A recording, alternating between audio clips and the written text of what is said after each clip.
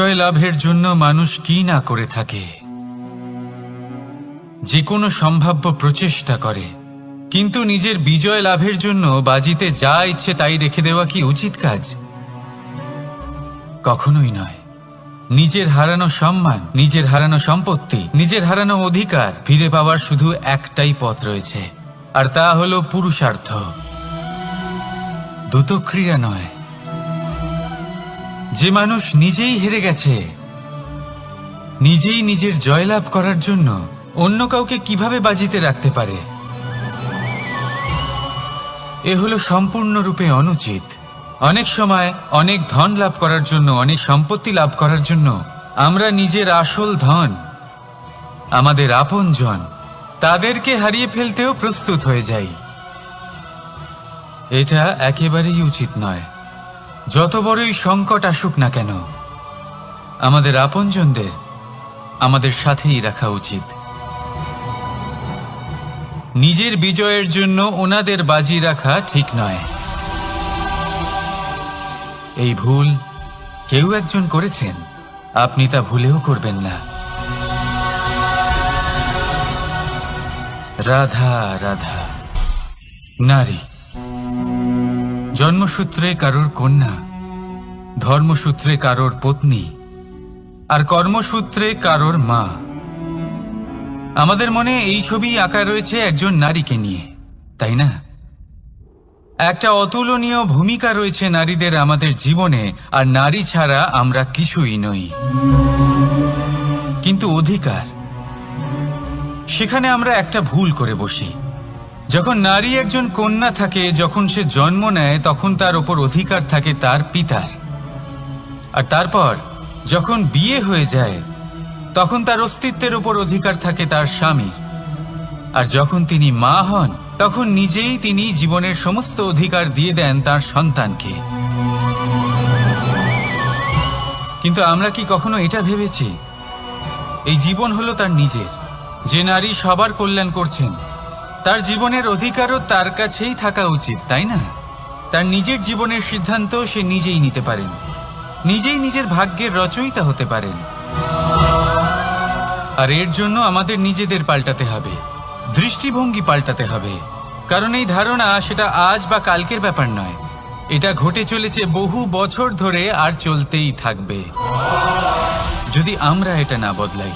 আর এটা তখনই সম্ভব হবে যখন আমরা নিজেদের মধ্যে পরিবর্তন আনব। তাই আজকের পর থেকে, এই মুহূর্ত থেকে, কোনো নারীর ওপর অকারণ অধিকার স্থাপনের আগে সহস্রবার ভেবে দেখবেন। কারণ যখন নারী নিজের অধিকার কেড়ে নিতে বাধ্য হবেন, তখন শুধু এবং শুধুমাত্র বিনাশই ঘটবে। রাধা রাধা।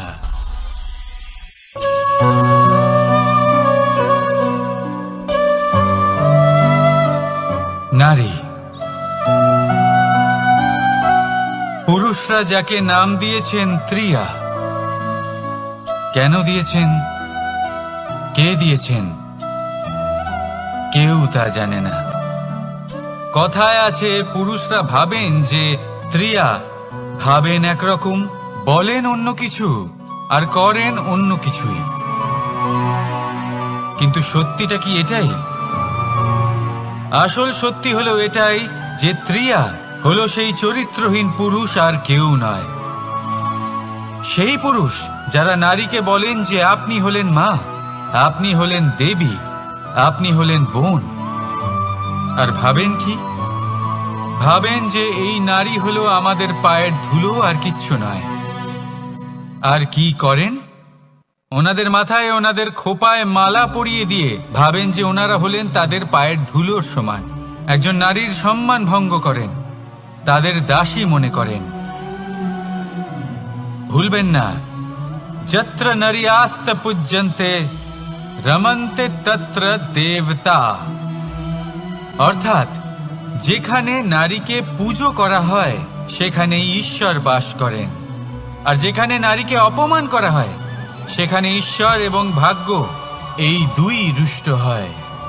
মনে রাখবেন, যদি নারী কল্যাণকারী হতে পারেন, তাহলে নারী মহাচণ্ডী রূপও ধারণ করতে পারেন। যদি একজন নারী মাতা হয়ে জন্মদান করতে পারেন, তাহলে নারী মৃত্যু হয়ে বিনাশও করতে পারেন। যেখানে নারী অপমানিত হবেন, সেখানে মহান ভারতও মহাভারতের পথে অগ্রসর হতে পারে। তাই মনে রাখবেন, নারীর অপমান যেন কখনোই না ঘটে। আর যদি কোথাও নারীর অপমান হয়, তার অর্থ হলো আপনার বিনাশ আপনার দিকেই আসছে। আর এটা হলো তার প্রথম পদক্ষেপের প্রথম পদধ্বনি।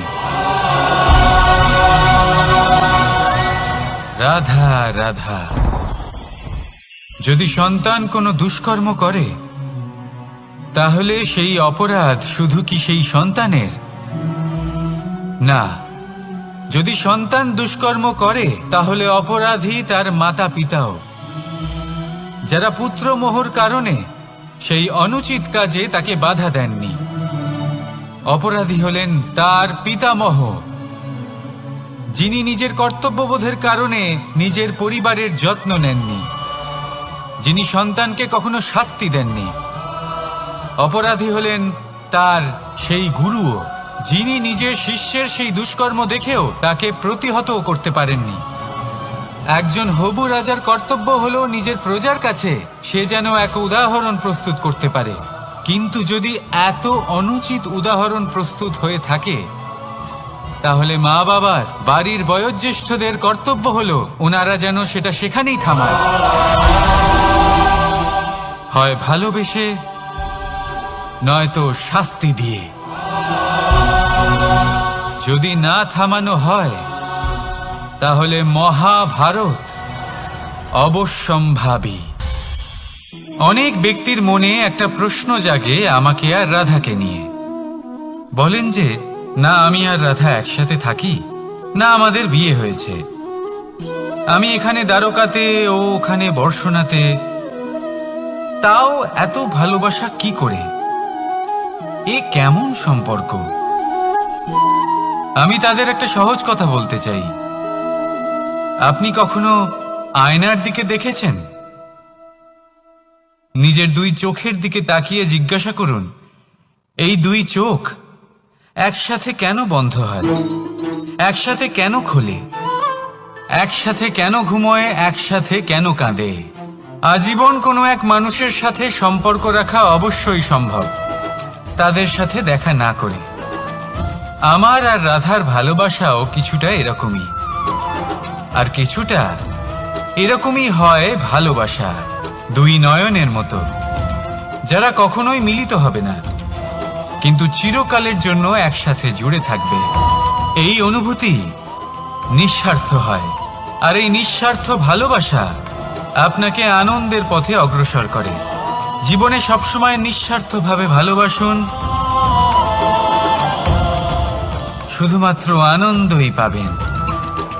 তাহলে আসুন আমার সাথে নিঃস্বার্থভাবে ভালোবেসে বলুন, রাধা রাধা। মানুষ, কোন ব্যক্তির নির্মাণ হয় কিভাবে? কেউ বলবেন পঞ্চতত্ত্বের দ্বারা, কেউ বলবেন আত্মা, দেহ ও চেতনার দ্বারা, কেউ বলবেন ঈশ্বরের কৃপার দ্বারা, তো কেউ বলবেন এই প্রকৃতির পরীক্ষার দ্বারা।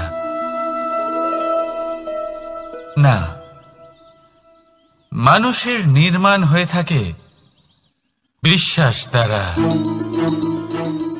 ব্যক্তি তখনই গড়ে ওঠেন যখন ব্যক্তিত্ব থাকে, ঠিক কিনা? আর ব্যক্তিত্ব তখনই হবে, আর সেরকমই হবে যেরকম বিশ্বাস আপনি নিজের উপরে রাখবেন।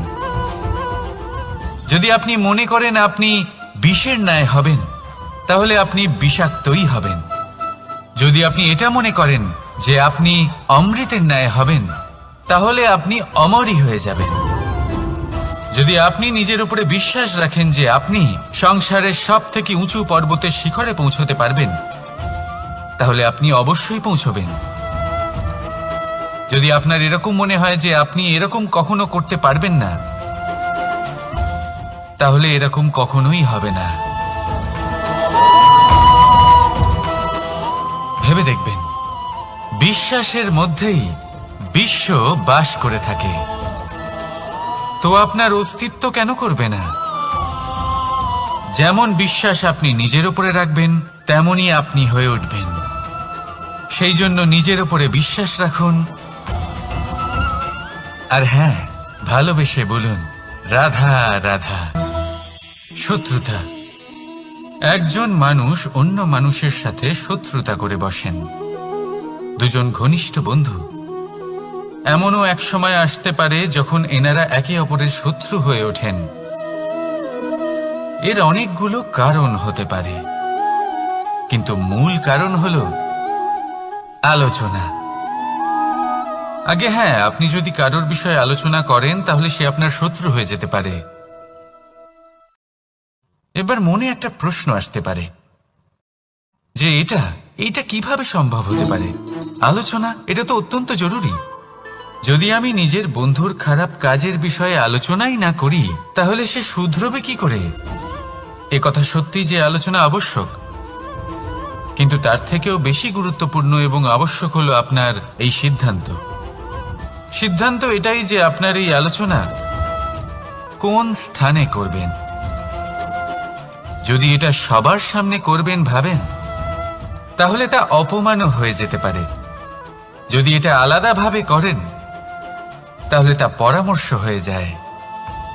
অপমান কেউ স্বীকার করতে পারেন না, কিন্তু পরামর্শ সকলের ভালো লাগে। তাহলে যদি আপন কারোর জন্য ভালো কিছু চান, কাউকে শুধরে দিতে চান, আর আপনার মনে হয় আলোচনা আবশ্যক, তাহলে সর্বপ্রথম সময়, পরিস্থিতি আর স্থানের কথা মনে রাখবেন। নয়তো এই আলোচনা আপনাকে খুব ভোগাতে পারে। তাহলে আসুন আমার সাথে ভালোবেসে বলুন রাধা রাধা। আপনার জীবনেও কি সমস্যা রয়েছে? অবশ্যই থাকবে। প্রত্যেকের জীবনেই সমস্যা থাকে। প্রত্যেক মানুষ জিজ্ঞাসাও করেন যে এই সমস্যা আসলে কি আর কেন আসে জীবনে। আপনাকে একটা কথা বলে দিই যে সমস্যা আসলে সেটা নয় যা আপনার পথে বাধা সৃষ্টি করে, বরং সমস্যা হলো সেটাই যেটা আপনি তখন দেখতে পান যখন আপনার একাগ্রতা আপনার পথ থেকে, আপনার লক্ষ্য থেকে সরে যেতে থাকে। আর এই সমস্যাগুলি দূর করার জন্য, এর সমাধান করার জন্য একটাই পথ আছে। নিজের সমস্ত ভাবনা আরো একবার একাগ্র করুন নিজের পথের দিকে, নিজের লক্ষ্যের দিকে। আপনার সমস্ত ভাবনা যদি কেন্দ্রীভূত হয় নিজের লক্ষ্যে, তাহলে এই সমস্যা দূরে থাকবে। যদি এরকম না হয়, যদি আপনার মন একটু অন্যদিকে চলে যায়, তাহলে এই সমস্ত সমস্যা আবার সামনে চলে আসে আর বাড়তেও থাকে। দেখুন, যেখানে আপনার লক্ষ্য রয়েছে, বাণ যদি সেখানেই চালাতে হয়, তাহলে দৃষ্টি তো সেদিকেই রাখতে হবে। তবেই তো আপনি সেই লক্ষ্য ভেদ করতে পারবেন। সেই জন্য মনে রাখবেন, সর্বদা লক্ষ্য রাখবেন নিজের পথে, সেই পথেই সামনে এগোতে থাকুন নিজের লক্ষ্যের দিকে। আপনি যত সামনে এগোতে থাকবেন এই সমস্যা তত পিছিয়ে যাবে। তাহলে আসুন আমার সাথে ভালোবেসে বলুন রাধা রাধা। এই পাখিরা সত্যি খুব সুন্দর, আমার খুব ভালো লাগে। আপনি নিশ্চয়ই শুনে থাকবেন যে কিছু পাখির কাছে ডানা অবশ্যই থাকে, কিন্তু উড়তে পারে না। তারা চায় উঁচু আকাশে উড়ে বেড়াতে এবং মেঘেদের সাথে কথা বলতে, করতেই পারে না। এবার এই সংসারেও পাওয়া যায় ঘুড়িও। এদের মধ্যে না জীবন আছে, না প্রাণ আছে, আর না আছে ডানা, কিন্তু এরা আকাশের সাথে কথা বলে, হাওয়ার বেগের সাথে কথা বলে, আনন্দ করে, উৎফুল্ল হয়ে ওঠে। আকাশে জীবনের কিছু মুহূর্ত কাটায়। তার কারণ কি হতে পারে? কারণ হলো সুতো। এই সুতো যদি সঠিক হাতে থাকে, তাহলে এই কাগজের তৈরি ঘুড়িও আকাশের উচ্চতায় উড়ে বেড়াতে পারে। এবার এই সুতো আসলে কি? এই সুতো হলো আসলে ভালোবাসা, এই সুতো হলো আসলে বিশ্বাসের। আর এটা আপনি দিয়ে থাকেন তাদের হাতে যাদের আপনি বিশ্বাস করেন, যাদের আপনি নিজের সর্বস্ব দিয়ে দেন। ভেবে দেখুন, এই ভালোবাসা আর বিশ্বাসের সুতো আপনি যদি সঠিক মানুষের হাতে দিয়ে দেন, তাহলে আপনি অনেক উচ্চতায় উঠতে পারবেন, আকাশের উচ্চতায় উড়ে বেড়াতে পারবেন, মেঘের সাথে কথা বলতে পারবেন, পাখিদের মতো উড়তে পারবেন, যা ইচ্ছে তাই করতে পারবেন। শুধু এই মানুষ সঠিক হতে হবে, এমন একজন মানুষ যার মনে আপনার জন্য ভালোবাসা রয়েছে, এমন এক মানুষ যার মনে কোনো স্বার্থ নেই, যিনি পরোপকারী, এমন একজন ব্যক্তি যিনি আপনার অস্তিত্বকে বাইরে নিয়ে আসতে পারবেন, তাকে উজ্জ্বল করে তুলবেন। তাহলে ভালোবাসুন, আনন্দ করতে থাকুন, আর এই আনন্দ সহকারে বলুন, রাধা রাধা। আমরা সকলে এমন ব্যক্তির সাথে থাকতে চাই যারা খুব মিষ্টি কথা বলেন, যাদের ব্যবহার আমাদের ভালো লাগে, যারা দেখতে সুন্দর হন, যাদের আমরা পছন্দ করি। আর সবসময় এমন ব্যক্তির থেকে দূরে থাকতে চেষ্টা করি যাদেরকে আমরা পছন্দ করি না, যাদের কথা আমাদের খারাপ লাগে, যাদের কথা একটু কঠোর হয়। আমরা সবসময় চেষ্টা করি এদের থেকে দূরে থাকার, ঠিক কিনা? কিন্তু যদি বাস্তবটা দেখি, তাহলে এই কঠোরতা জীবনে শান্তির প্রলেপ দেয়। ওষুধও একটু কড়াই হয়, কিন্তু এ কি করে? আমাদের সুস্থ করে তোলে। ঠিক সেইভাবেই ভালোবাসার এই অধ্যায় একটু কঠিন, একটু কড়াও মনে হতে পারে, কিন্তু এর ফল সবসময় আপনাদের স্বাস্থ্যের পক্ষে ভালোই হয়।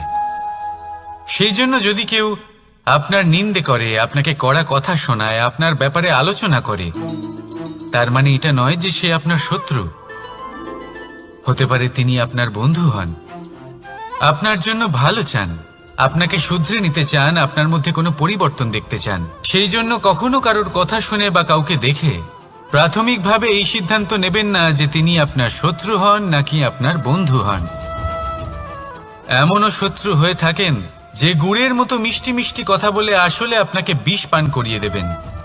আর এমনও বন্ধু থাকেন যারা আসলে নিমের মতো কড়া কথা বলেন কিন্তু আপনাকে অমৃত পান করান। এদের মধ্যে পার্থক্য করতে জানতে হবে, কে আসলে শত্রু হন আবার কে আসলে মিত্র হন।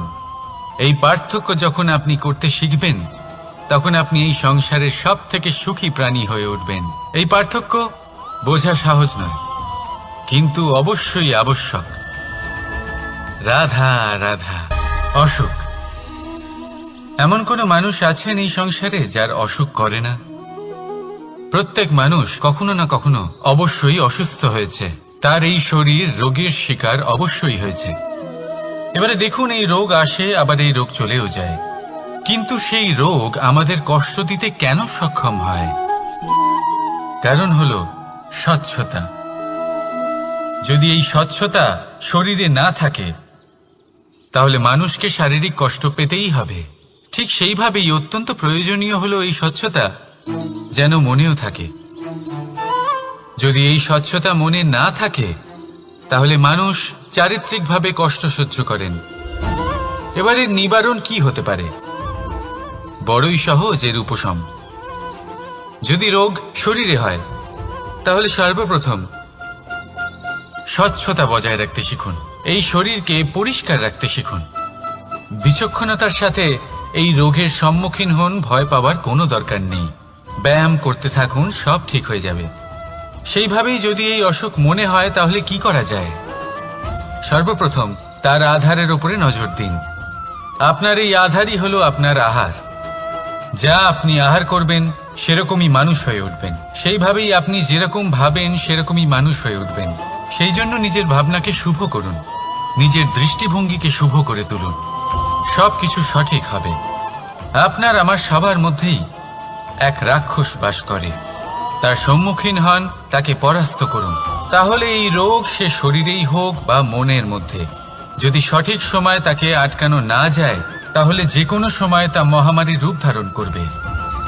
সেই জন্য সাবধানে থাকুন, সুস্থ থাকুন। তাহলে আসুন আমার সাথে ভালোবেসে বলুন রাধা রাধা। বাজ পাখিকে পক্ষীরাজ বলা হয়।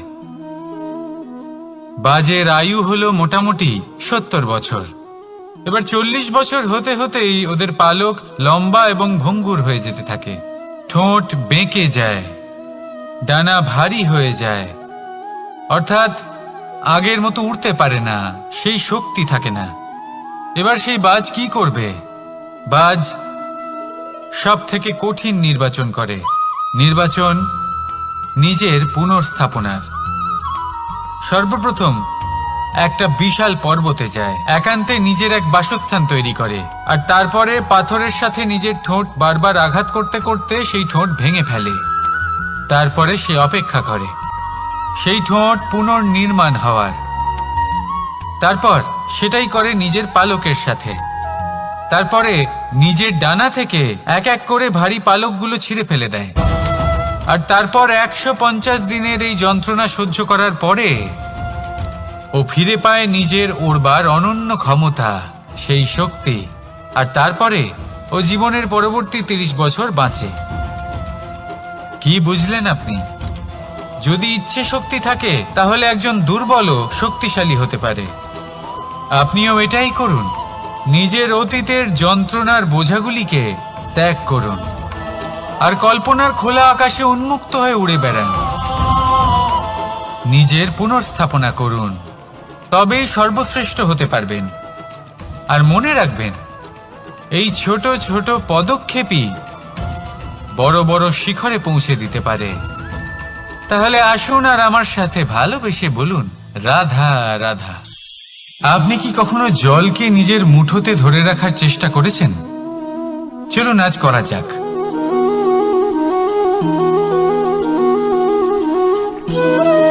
যদি আপনি নিজের মুঠো জোরে বন্ধ করেন, জল ধরে রাখতে পারবেন না। যদি আপনি তাকে এমনি বইতে দেন, তাহলে ও নিজের পথ নিজেই করে নেবে আর আপনার হাতেও থেকে যাবে। আমাদের জীবনও হলো কিছুটা এরকম, জলের মতো। নিজের পথ নিজেই করে নেয় এই জীবন। প্রত্যেক সমস্যার সমাধান নিজেই করে নেয় এই জীবন। তাই জীবনে যখন কোনো পরিস্থিতি আমাদের প্রতিকূল হয়ে থাকে, কিছুই হয়তো আমরা বুঝতে পারছি না, কিছুই যখন বসে থাকে না, তখন আমরা হতাশ হয়ে পড়ি, নিরাশ হয়ে পড়ি। আর এটাই করা উচিত নয়। শান্ত মনে দেখতে হবে যে এই জীবনে আসলে কি ঘটে চলেছে। কষ্ট সবাই ভোগ করেন।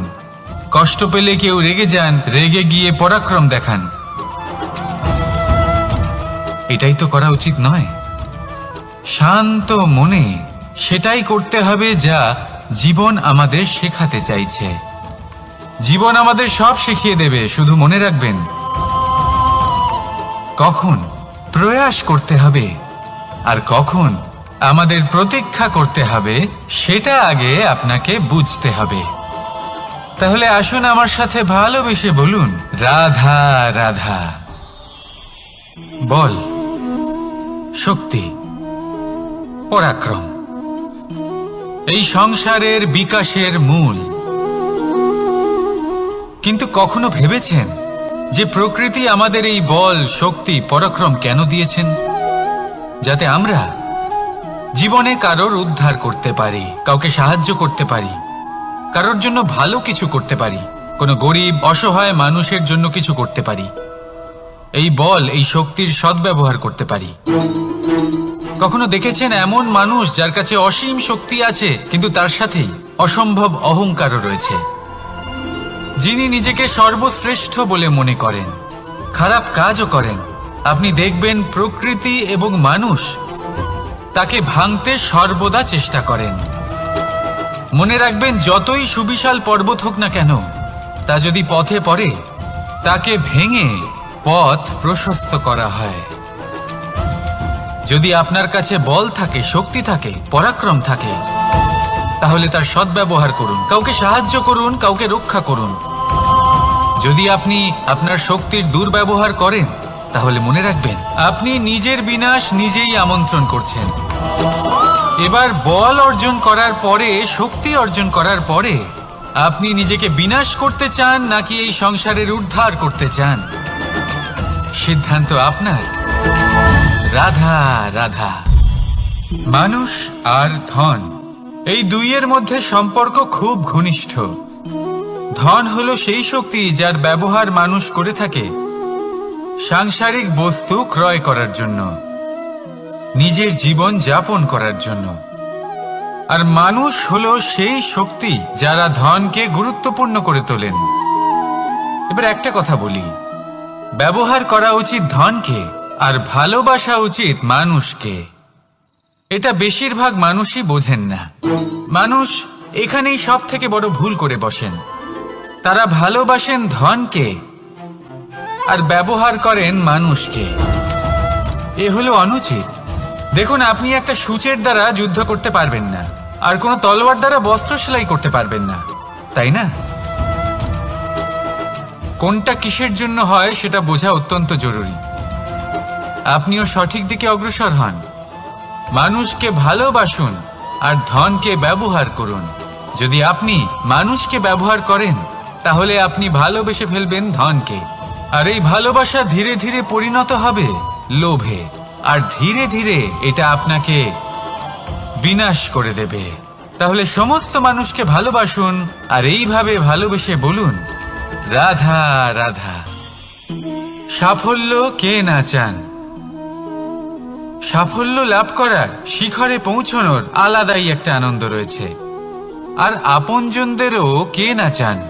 প্রত্যেক মানুষ চান যেন জীবনে তার কোনো আপনজন থাকে যারা সবসময় তাদের সাথে থাকবে, কারণ আপনজনের সাথেই তো সাফল্যের আনন্দ সব থেকে বেশি পাওয়া যায়। কিন্তু আসলে কি হয়, অনেক সময় সাফল্যের খোঁজে সেই পথে চলতে চলতে আমরা আপনদের থেকে দূরে চলে যাই। না চাইতেও দূরে চলে যেতে হয়, ওনাদের সাথে সময় কাটাতে পারি না। আর আমরা ভুলে যাই যে সাফল্যের আসল আনন্দ আপনজনদের সাথেই পাওয়া যায়। সফল হওয়ার পরে আপনদের সাথে দেখা হলে তাদের চোখে আমাদের জন্য যে আবেগ থাকে, যে সম্মান, যে প্রেম থাকে, সেটাই হলো আসল পুরস্কার। আমরা সেই কথা ভুলে যাই এবং একা হয়ে পড়ি।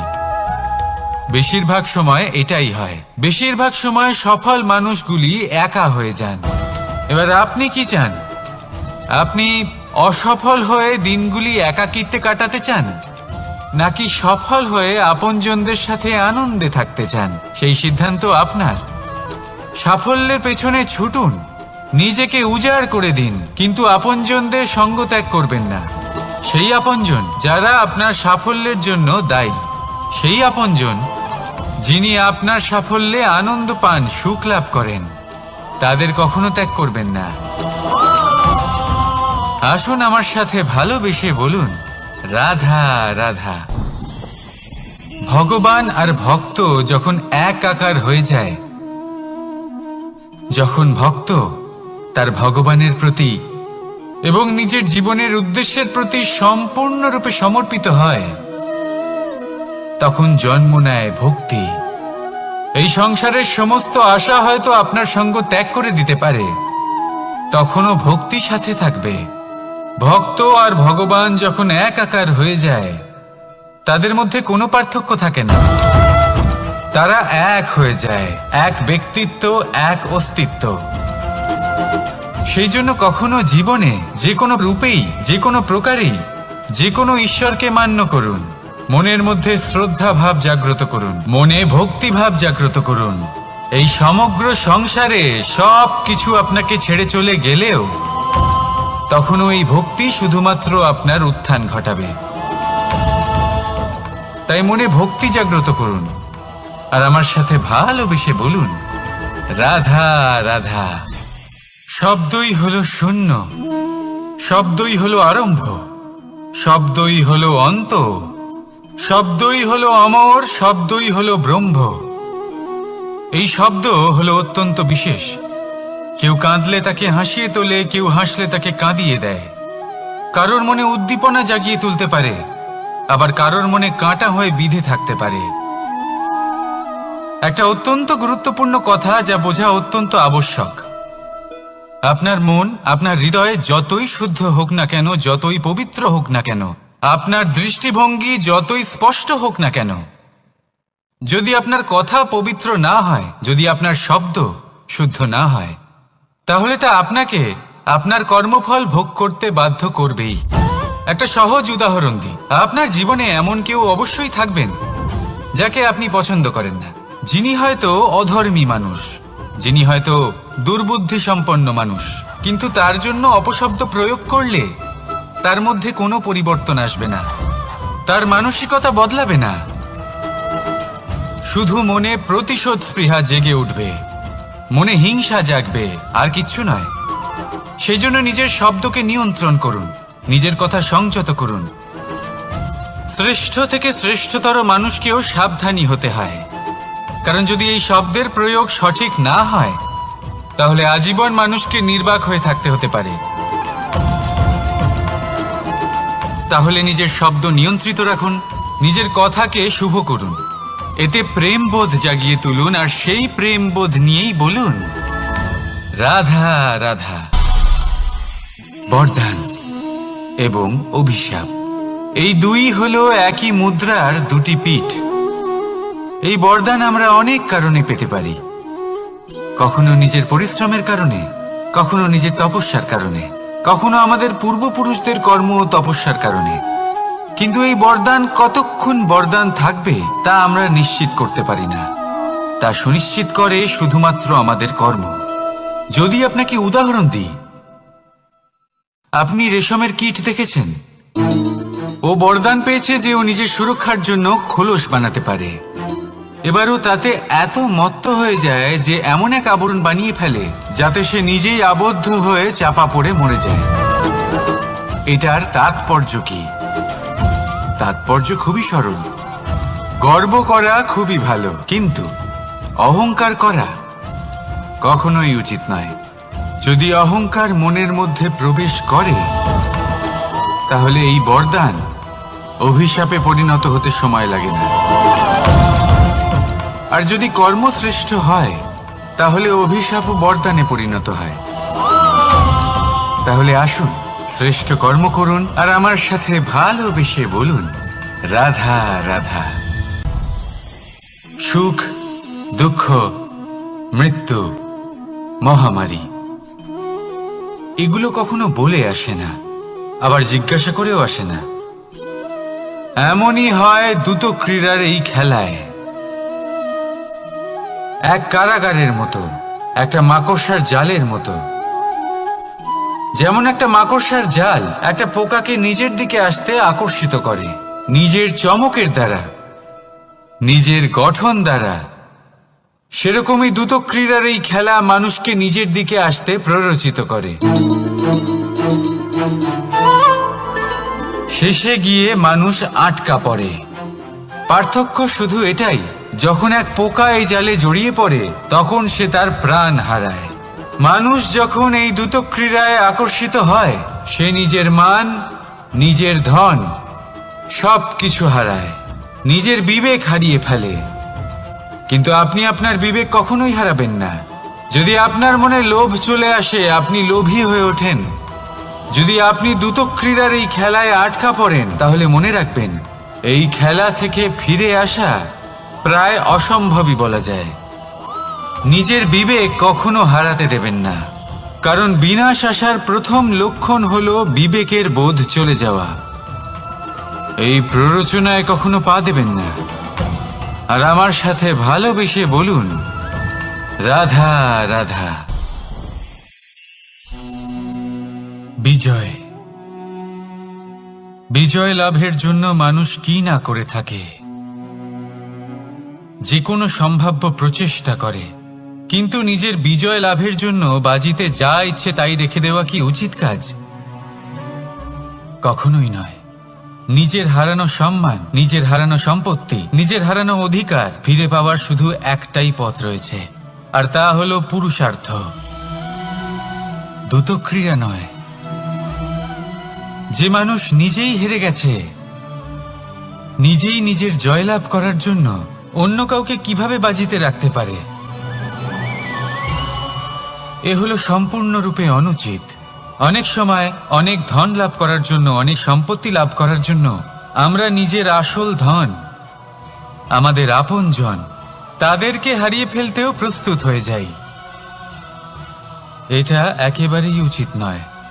যত বড়ই সংকট আসুক না কেন, আমাদের আপনজনদের আমাদের সাথেই রাখা উচিত।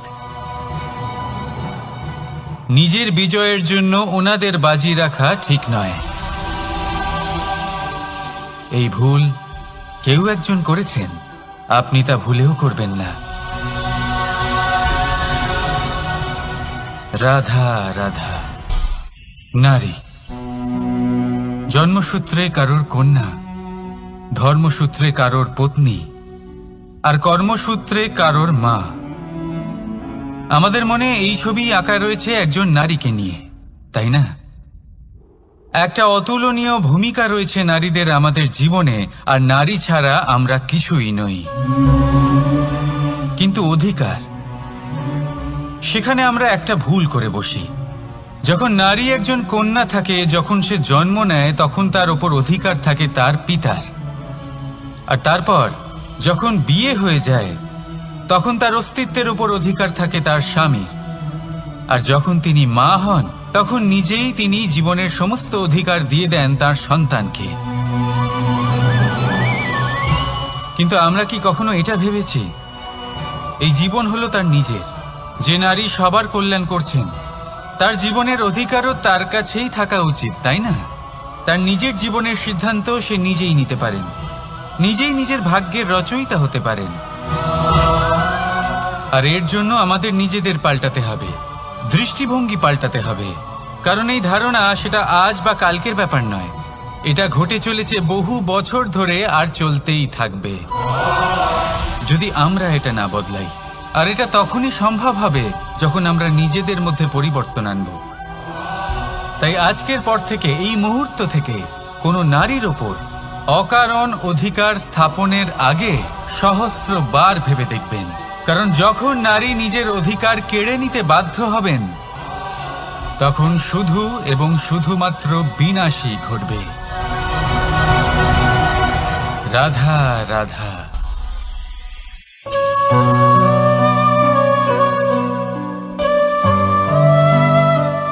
নারী, পুরুষরা যাকে নাম দিয়েছেন ত্রিয়া, কেন দিয়েছেন, কে দিয়েছেন, কেউ তা জানে না। কথায় আছে, পুরুষরা ভাবেন যে ত্রিয়া, ভাবেন একরকম, বলেন অন্য কিছু, আর করেন অন্য কিছুই। কিন্তু সত্যিটা কি এটাই? আসল সত্যি হলো এটাই যে ত্রিয়া হলো সেই চরিত্রহীন পুরুষ, আর কেউ নয়।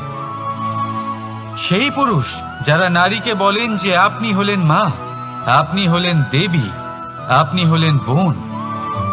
আর ভাবেন কি? ভাবেন যে এই নারী হলো আমাদের পায়ের ধুলো, আর কিচ্ছু নয়। আর কি করেন? ওনাদের মাথায়, ওনাদের খোপায় মালা পরিয়ে দিয়ে ভাবেন যে ওনারা হলেন তাদের পায়ের ধুলোর সমান। একজন নারীর সম্মান ভঙ্গ করেন, তাদের দাসী মনে করেন। ভুলবেন না, যত্র নারীয়াস্ত পূজ্যন্তে রমন্তে তত্র দেবতা। অর্থাৎ যেখানে নারীকে পুজো করা হয়, সেখানে ঈশ্বর বাস করেন। আর যেখানে নারীকে অপমান করা হয়, সেখানে ঈশ্বর এবং ভাগ্য এই দুই রুষ্ট হয়। মনে রাখবেন, যদি নারী কল্যাণকারী হতে পারেন, তাহলে নারী মহাচণ্ডী রূপও ধারণ করতে পারেন।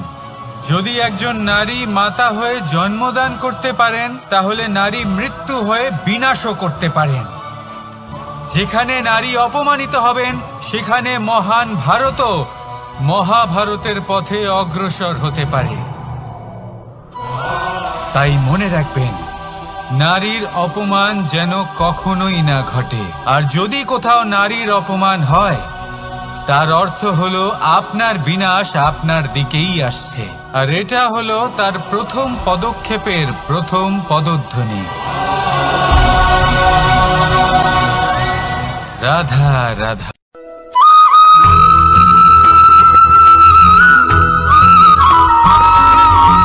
এই সংসারে সব থেকে বড় ব্যক্তি কে? আপনি বলবেন এ কেমন ধরনের প্রশ্ন, কিন্তু এটা হলো সব থেকে উচিত প্রশ্ন।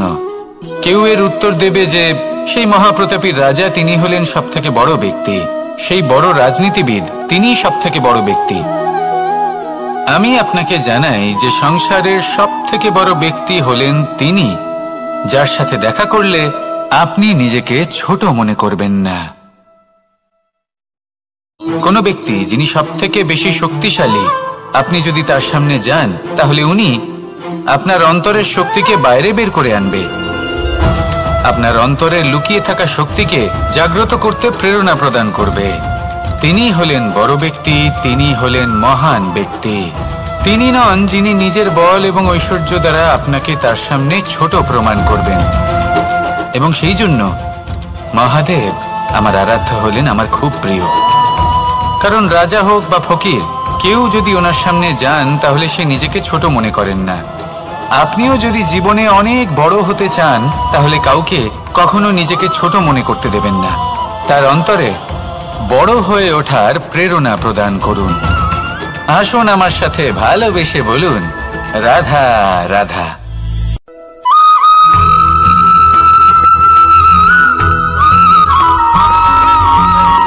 জীবন কিসের উপর নির্ভরশীল? ধনের উপর? বৈভবের অনুভব যদি আপনি করতে চান তাহলে তা পাবেন শুধু একতার দ্বারা, সংগঠনের দ্বারা। যদি আপনাকে উদাহরণ দিই, নিজের এই হাতটাকে দেখুন, 5টা আঙুল রয়েছে। কোনো একটা বস্তুকে নিজের একটা আঙুল দ্বারা তুলে ধরার চেষ্টা করে দেখুন, বড়ই কষ্ট হবে। তখন আপনি বুঝতে পারবেন যখন এই 5টি আঙুল একত্রিত হয় তখন কোনো কাজ কতটা সহজ হতে পারে। এটাই হলো শক্তি, একতার। সব থেকে ভালো উদাহরণ যদি আপনাকে দিই তাহলে বাঁশি। এই বাঁশি থেকে অত্যন্ত মধুর সুর নির্গত হয় যা সবার মন প্রসন্ন করে দেয়। এই কথা সত্যি, কিন্তু এই বাঁশি আমি একটা বা দুটো আঙুল দিয়ে বাজাতে পারবো না। আমাকে প্রত্যেকটা আঙুল ব্যবহার করতেই হবে, তবেই এর থেকে মধুর সুর নির্গত হবে যা সকলকে প্রসন্ন করবে, ঠিক কিনা? ঠিক এইভাবেই যদি আপনি চান যে আপনার জীবনরূপী বাঁশি থেকেও মধুর সুর নির্গত হোক বা সবার মনকে প্রসন্ন করে তুলুক, তাহলে আপনাকেও জীবনে একতা নিয়ে আসতেই হবে। আপনি একাও কর্ম করতে পারেন, পথ চলতেও পারেন, সামনেও এগোতে পারেন, সাফল্যও লাভ করতে পারেন। কিন্তু যখন সকলে একসাথে এগোবেন, সেই পথে চলবেন, সেই কর্মই করবেন, তখন লক্ষ্যে অবশ্যই পৌঁছবেন, সাফল্য অবশ্যই লাভ করবেন। কিন্তু সেই সাফল্য এবং তার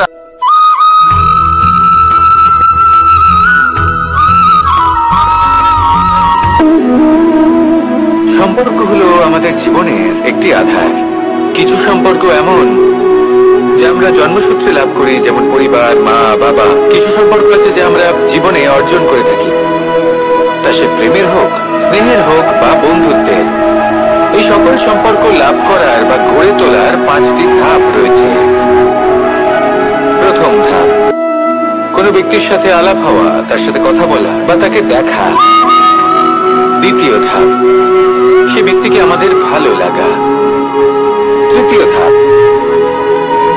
আমাদের এটা চাইতে শুরু করা যে জীবনে এই ব্যক্তি যেন আমাদের বন্ধু হন, আমাদের জীবনে থাকে, বা আমাদের কাউকে ভালোবেসে ফেলা। আর এটা আমাদের ভাবা বা চাওয়া যে সেই ব্যক্তি যেন আজীবন আমার সাথে থাকেন, আমার জীবনে আমার সাথী হয়ে। চতুর্থ ধাপ, লাভ করা। এবার এই ধাপটি অনেক মানুষের পক্ষে খুবই সরল হয়, বড়ই সরল ভাবে নিজেদের সঙ্গীকে লাভ করে থাকে। কিছু মানুষের জন্য এই ধাপ অত্যন্ত কঠিন হয়ে থাকে। অনেক প্রতিকূল পরিস্থিতির উপর জয়লাভ করে তারা সঙ্গীকে লাভ করেন, কিন্তু লাভ অবশ্যই করেন। এরপরে আসে পঞ্চম, অন্তিম এবং সব থেকে গুরুত্বপূর্ণ ধাপ। সেটা হলো সেই সম্পর্ক পালন করা। এটা হলো এমন এক বিষয় যা প্রত্যেক মানুষের শেখা উচিত। যদি ব্যক্তি নিজের জীবনে সম্পর্ক রক্ষা করতে শিখে যান, তবে প্রত্যেক সম্পর্ক তার জীবনকে স্বর্গ করে তুলবে। আসুন আর আমার সাথে ভালোবেসে বলুন, রাধা রাধা।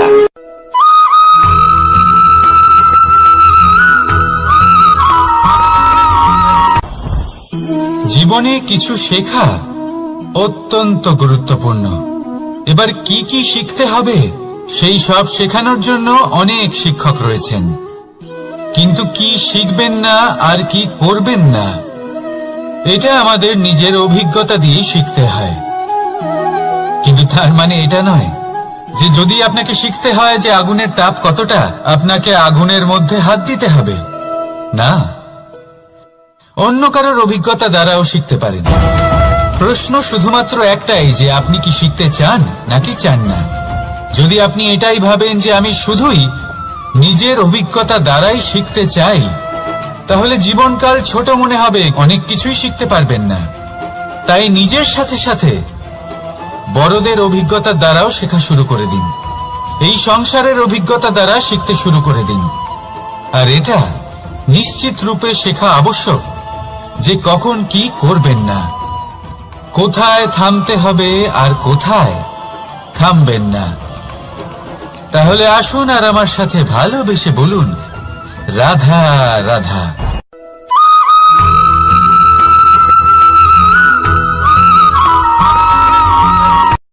শুধু ওনাদের কঠোর ব্যবহার দেখলে আমরা একটু ভয় পেয়ে যাই। এবার ওনাদের এই কঠোর ব্যবহার আমাদের ভালো না লাগলেও অত্যন্ত আবশ্যক, কারণ মাতার থেকে আমরা যে শক্তি লাভ করি তা যেন নিয়ন্ত্রণ হারিয়ে বিধ্বংসী না হয়ে ওঠে। আমরা যেন কোনো কুপথে না চলে যাই, আমরা কখনো যেন দোষ না করে ফেলি। শুধু সেই জন্য পিতা এবং গুরু একটু কঠোর হয়ে ওঠেন, এবং ওনাদের এই কঠোর আচরণ ভবিষ্যতে গিয়ে আমরা অবশ্যই বুঝতে পারি। জীবনে কিছু বছর আমরা এগিয়ে যাই আর তারপর আমরা বুঝতে পারি যে বাবা এবং গুরু আমাদের যথেষ্ট ভালোবাসতেন, কিন্তু ওনাদের ভালোবাসার বহিঃপ্রকাশ আলাদা। প্রয়োজনীয় হলো এটা দেখার, এটা বোঝার যে শুরু থেকে আমাদের প্রতি ওনাদের আচরণ কেমন ছিল। ওনাদের কঠোর হওয়ার পেছনে ওনাদের ভালোবাসাটা বোঝার চেষ্টা করুন, ওনাদের চিন্তাটা বোঝার চেষ্টা করুন, ওনাদের পথপ্রদর্শনের আড়ালে আপনার ভবিষ্যতের জন্য যে পরিকল্পনা ওনারা করেছেন সেটা বোঝার চেষ্টা করুন। তখন আপনারা বুঝতে পারবেন ওনাদের ভালোবাসাকে। আপনার মনের মধ্যে আপনা থেকেই ওনাদের প্রতি সম্মান জেগে উঠবে। নিজের পিতা এবং নিজের গুরু এই দুজনের প্রতি কৃতজ্ঞতা প্রকাশ করুন আর আমার সাথে ভালোবেসে বলুন, রাধা রাধা।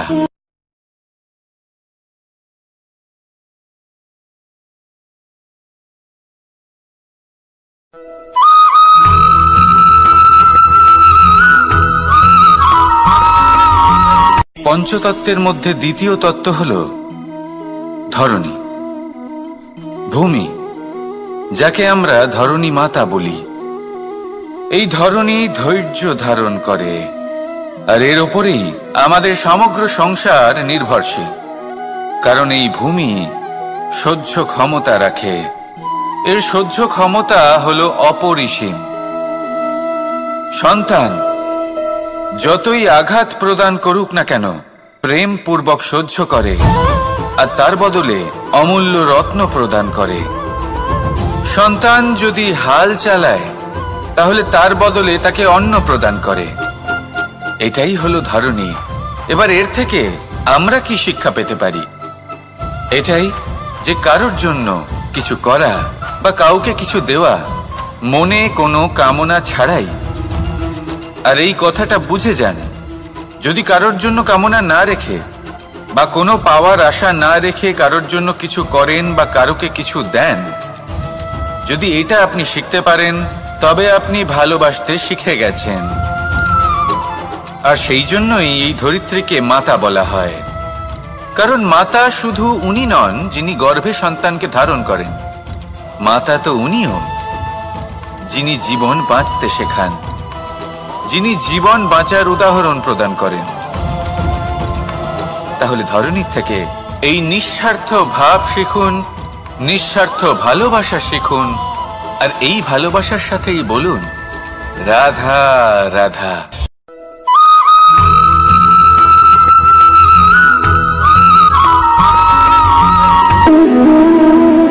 সম্পর্ক হলো আমাদের জীবনের একটি আধার।